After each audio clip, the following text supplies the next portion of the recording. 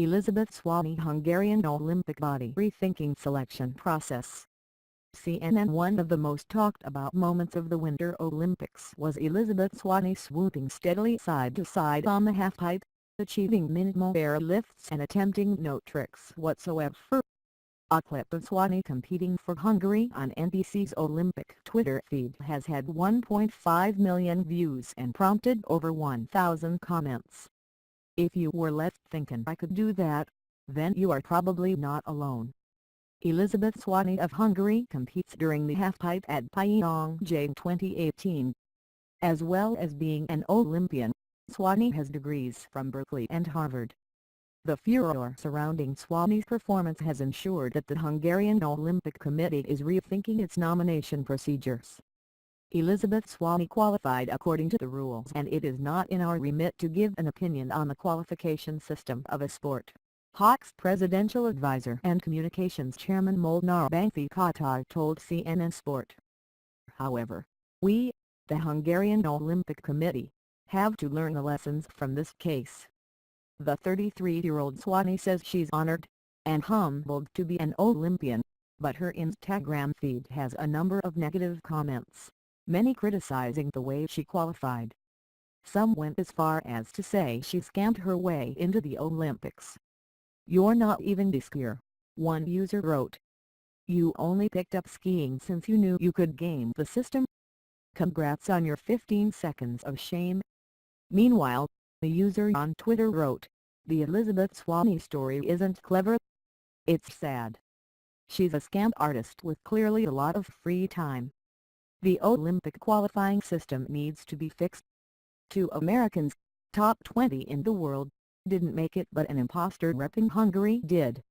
However, the 33-year-old Swaney, who in 2009 completed a master's degree in real estate studies at Harvard University, did receive messages of support on social media, as well. "A life well lived isn't about saying you were the best at anything, but rather saying you live the experience of your heart's desire. Congratulations and best of luck with where your heart takes you." Another defended her against the criticism, commenting, "She didn't snake her way into the Olympics, she just grabbed the opportunity. Maybe judge the qualification process instead of her." Last week Swaney directly addressed the criticism. "I never had a plan to do the run I did," Swaney told NBC's Today. "I wanted to do more than that, so it wasn't a strategy. I always try to give my all." She added, "The goal has always been to incorporate flips into the halfpipe. I'm just not comfortable landing the water tricks on snow yet. I'm just trying to figure out a way to cross the bridge." The field is not that deep. Although US-born Swaney represented Venezuela in freestyle skiing at World Cup events between 2013 and 2015, she was eligible to represent Hungary through her mother, according to the International Olympic website. So just how did Swaney qualify for the Pyeongchang Olympics?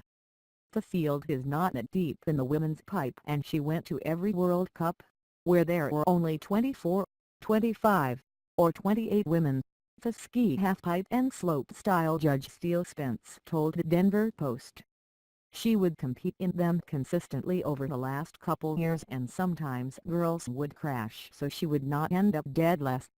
There are going to be changes to World Cup quotas and qualifying to be eligible for the Olympics.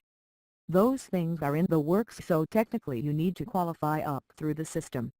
Meanwhile, the Hawk says it plans to consult on how best to pick athletes for future big events. "We must consider rethinking our nomination procedures," said the Hawks presidential advisor and communications chairman Katar. "We shall be doing this, with the assistance of the appropriate experts, in the near future. There are numerous international examples of practice that differ from the one we apply, and we shall be examining these." The IOC has defended Swaney's participation. "There is a proper qualification system and we will keep that, but we also need to leave the door open to universality. That is what separates this event from a normal sporting event," said the IOC's Mark Adams. The concept of universality is perhaps no better embodied than by Eddie the Eagle Edwards, who captured British hearts at the Calgary Games of 1988. Edwards switched from downhill skiing to ski jumping, allowing him the opportunity to fulfill his dream to become an Olympian. The underdog story of Eddie the Eagle 116. He's not the only athlete to have used his talent by switching sports.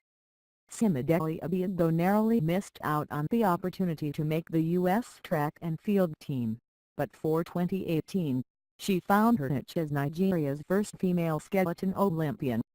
Competing in the Olympics has been one of the most inspiring and proudest moments of my life, said Steadily on her official website. It was a dream that started a long time ago, and to be able to fulfill that dream for myself, for Nigeria, and for future Olympians was so much more than I could have asked for. It's never been about the money. Competing in a summer or winter games can be costly, and elite athletes are usually funded by their Olympic association. Hungarian journalist Gergely Marosi tweeted that the Hungarian Ski Federation had said that Swaney's preparation to the Olympics was self-funded. Swaney's crowdfunding page asked the public to support her journey and helped raise $8,000. Edwards too had to raise money, but during a time where there was no internet.